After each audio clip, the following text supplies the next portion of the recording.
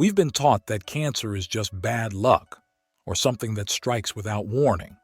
But in reality, it often builds silently for years, fed by the very foods we eat each day. It doesn't start on the surface. It starts deep in your cells, where your body either fights back or gives up. So in today's episode, we're revealing 5 everyday foods that can regrow stem cells, melt stubborn fat, and help your body starve cancer before it ever has a chance to grow. Welcome back to the Senior Health Podcast. Today, we're exploring how stem cells, the same ones that rebuild your organs, immunity, and memory, are either growing or dying based on what you eat. Because one of the most urgent findings from the Journal of Clinical Investigation shows that stem cell loss in seniors isn't driven by age. It's driven by inflammation from poor diet, and that it can be reversed. Miss that, and we risk years of misdiagnosis, unnecessary pills, and the dangerous myth that it's just part of getting old. So sitting across from me today is someone who's seen that myth break down in real time and is still treating patients every single week. He's Japan's oldest practicing physician and a medical pioneer who spent over a century helping seniors rewrite their health. Doctor, welcome back. Thank you, John. Always good to see you. I want everyone to think about this question.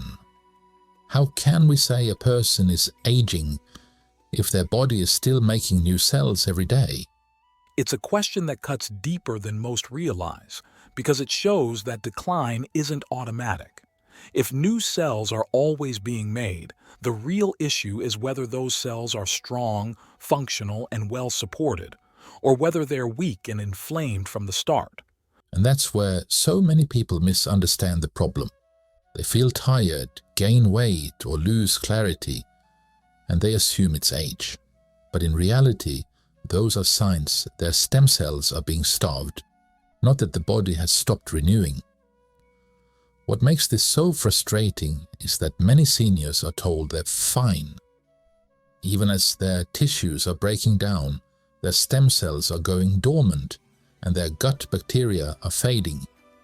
We lose years assuming this is natural when it's not. That's why today we'll cover 5 of the most powerful foods studied in Japan and the United States that can help regenerate stem cells, reduce cancer-promoting blood vessels, and reignite fat-burning metabolism. These are daily foods, not magic pills, and we'll break down how to use them, what science says, and which ones might surprise you. If you stay with us to the end, you'll understand more about your own healing power than most medical schools teach. So if the body is showing clear signs of struggle, but we assume it's just aging, we may end up chasing the wrong fix. Exactly. And that's the danger. But once you understand the signals, you can change your path. We'll walk through the 5 key foods that support your stem cells, target cancer at the root, and help your body burn fat even after decades of resistance. I can't help but think back to my own mother. She was strong, sharp, the kind of woman who never missed a walk or a doctor's appointment. But when she was diagnosed with cancer, everything changed overnight.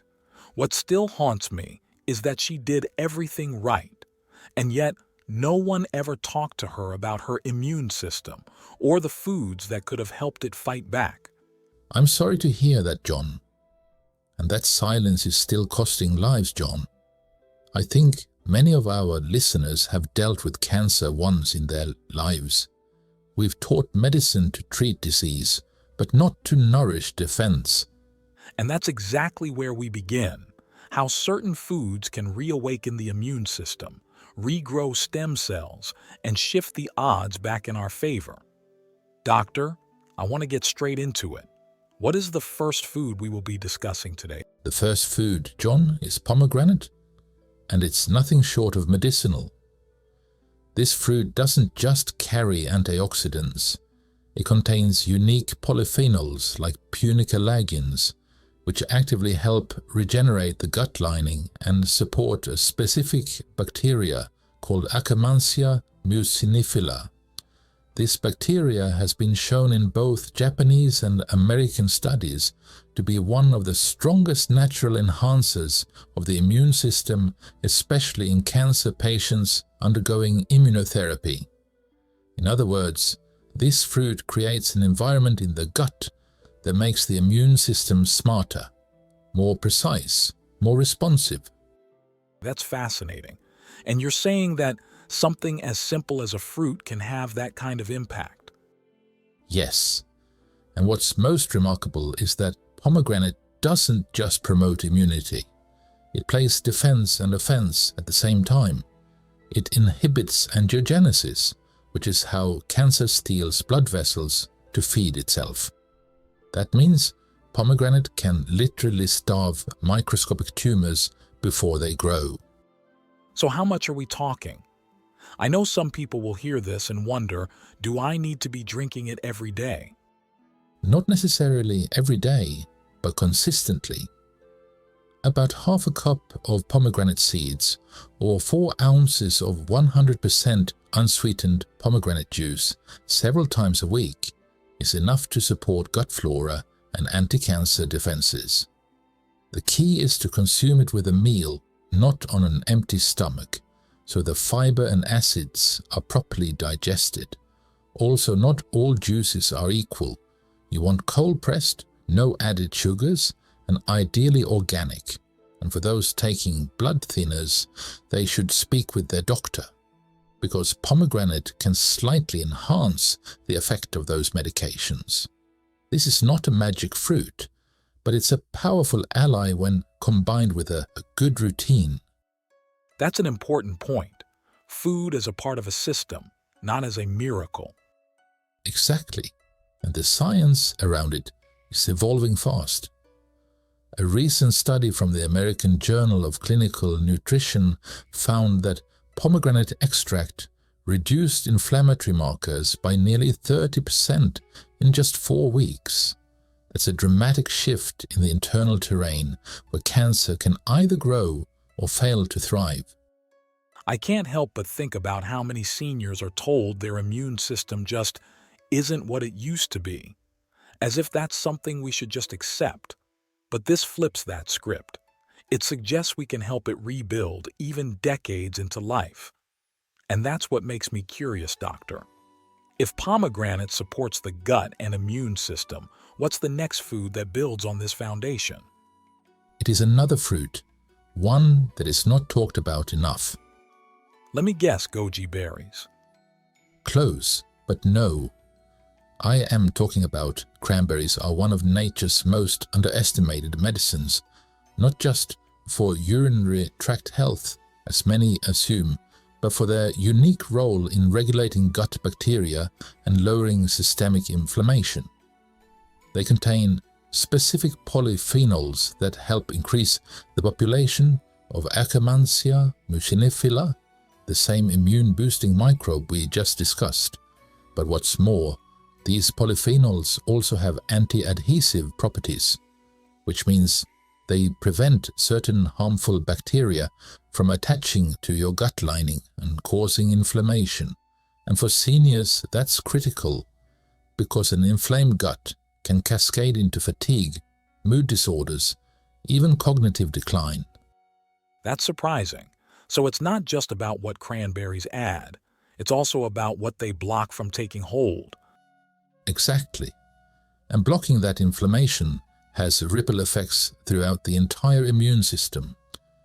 In fact, one Japanese study from the National Institute of Health Sciences showed that seniors who consumed polyphenol-rich cranberries daily had a 29% lower inflammatory biomarker level after just 8 weeks. That's not a small shift. That's a biological transformation. I've always thought of cranberries as a seasonal or juice-based food. Are we talking about the juice here or the whole berry?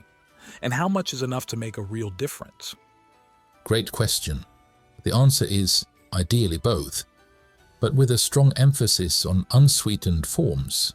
Cranberry juice, especially if it's 100% pure with no added sugars, offers a concentrated dose of the active compounds, but the dried or fresh berries give you additional fiber, which your gut microbes love. A practical daily goal would be around half a cup of cranberries, or 6 to 8 ounces of juice. Timing matters too. Consuming cranberries with your first or second meal of the day has been shown to support daytime immune activation. It's a kind of priming, telling the immune system it's time to patrol.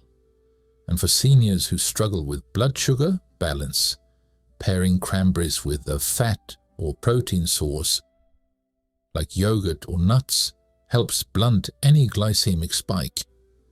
Again, the goal is gentle, long-term support, not aggressive overcorrection.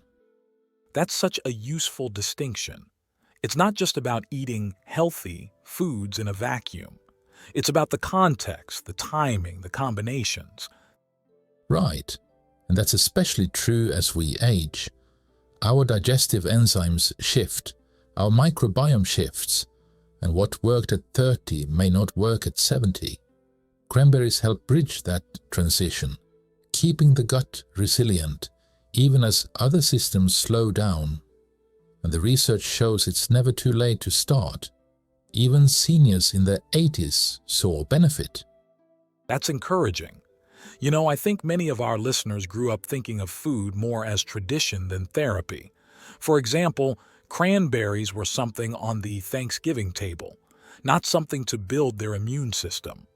But what you're saying is, when we start using these foods intentionally, regularly, consistently, they begin to retrain the body. So, doctor, what's the third food that can reshape this inner immune orchestra? It's Concord grapes.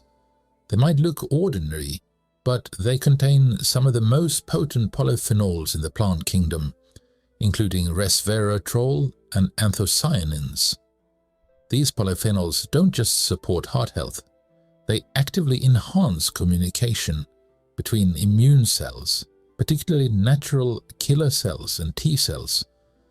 That means faster detection of rogue or damaged cells, including those with cancerous mutations. Wait, grapes? Didn't you say grapes were on the avoid list in that episode about the 4 worst fruits? That's a great catch, John. And it comes down to the type of grape. In that episode, we focused on high fructose table grapes, especially when eaten in large amounts or in dried form like raisins. Concord grapes are different. They're often used in juice form and studied specifically for their high antioxidant content, not their sugar load. So it's really about the balance, the type, the form, and how you pair it. Exactly. In a 2015 study published in the American Journal of Clinical Nutrition, older adults who drank Concord grape juice daily for 12 weeks showed improved immune cell responsiveness and cognitive sharpness. But the key, again, is purity. 100% juice, no sugar added, and ideally paired with meals to minimize glucose spikes. That's fascinating. And I bet most people walk past Concord grapes without realizing any of this. They look like a sweet snack, not a medicinal food. Are we talking about drinking juice here, or can people just eat the grapes whole? Both are valid. Whole grapes give you fiber and satiety, while the juice is more concentrated and effective in smaller volumes.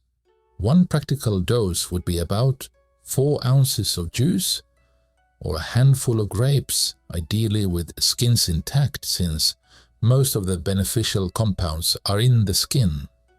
Interestingly, research from Tohoku University in Japan found that Concord grapes also suppress expression of certain pro-inflammatory genes. That means it's not just immune activation, it's immune precision. We're not just ramping things up, we're directing the response wisely, like tuning an orchestra rather than just increasing the volume. And that precision becomes essential with age. When immune misfires, can lead to autoimmune reactions or chronic inflammation. So it's about finesse, not just force. That makes so much sense, especially when the immune system becomes more fragile over time. Exactly. Supporting it isn't just about boosting, it's about refining and correcting the balance. And Concord grapes do that subtly but powerfully. That really shifts the way we look at food, because if something as small as a grape can recalibrate immune balance, what else are we missing in our daily habits? It reminds me of what you said earlier, that some foods don't just nourish, they train the body, which makes me wonder, what's the fourth food that's quietly helping or hurting us without us even realizing? The last food I want to mention is Chinese black vinegar. It may not be in most Western kitchens, but it absolutely should be. This is not the last food, doctor. We are doing 5 foods today. You are right. Excuse me, let me continue. Chinese black vinegar has been used for centuries in Asian medicine, not only for flavor, but for its healing properties, especially its ability to reduce inflammation and support healthy digestion. Its fermentation process creates a rich mix of bioactive compounds that feed the gut microbiota, including Akkermansia muciniphila. That single shift in gut composition can mean a vastly stronger immune system response, especially in older adults. That's incredible. And most people just dip dumplings in it without thinking twice. Exactly. And yet, 1 tablespoon a day can genuinely change how your body responds to threats. Taken before meals, it helps prime the stomach for digestion and supports the protective mucus layer in the gut. And we now know that layer is critical for preventing harmful bacteria from triggering chronic inflammation. Which is exactly the kind of inflammation that sets the stage for so many problems: cancer, metabolic decline, even cognitive issues. Right. And when we ignore the gut, we end up chasing symptoms without fixing the root. But for people with reflux, start slow. Mix it with warm water and drink it mid-meal, not before. The point is to introduce it gently and allow your system to adjust, not shock it. That's such a helpful distinction.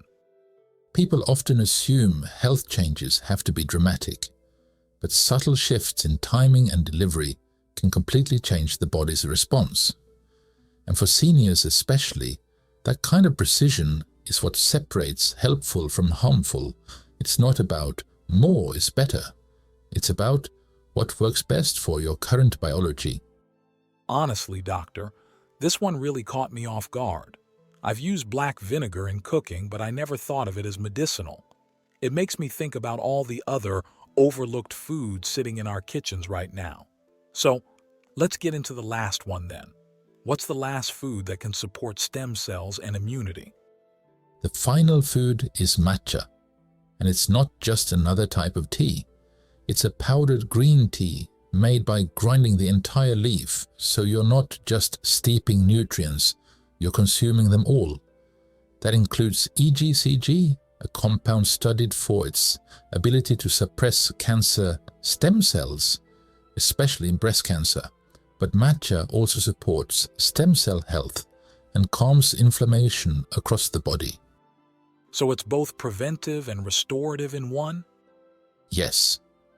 And it contains L-theanine, which works with caffeine to promote focused energy without the jitters.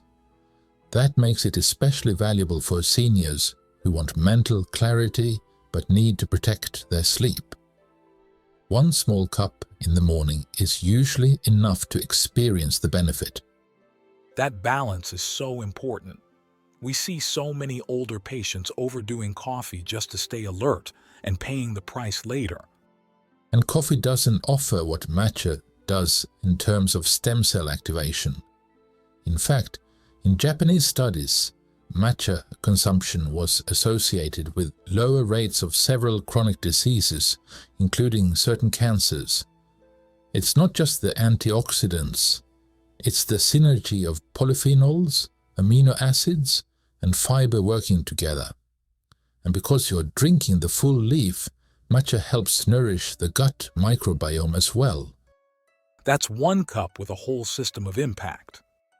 It's powerful and yet gentle, and that's a rare combination. When taken without sugar or dairy, matcha can become a daily ally for healthy aging, and it reminds us that medicine doesn't always come in a bottle. It's easy to forget that food can be this precise. Just one well-chosen ingredient like matcha can influence not just how we feel, but how our immune system performs. And for listeners who've tried everything, more sleep, more pills, more exercise, the missing piece might just be what's in their cup. Now, doctor, before we wrap, is there one takeaway you want every listener to remember from today? Yes, it's that aging doesn't mean resignation. It means refinement. Your body still wants to heal. You just have to give it the right instructions. And that begins with what's on your plate. This has been enlightening, humbling, motivating. Thank you once again for your wisdom and for reminding us what's still possible. And to every listener, your future health is not written yet. Let today be the day you begin to rewrite it. Let us know whether you watch the entire video and see you in the next one.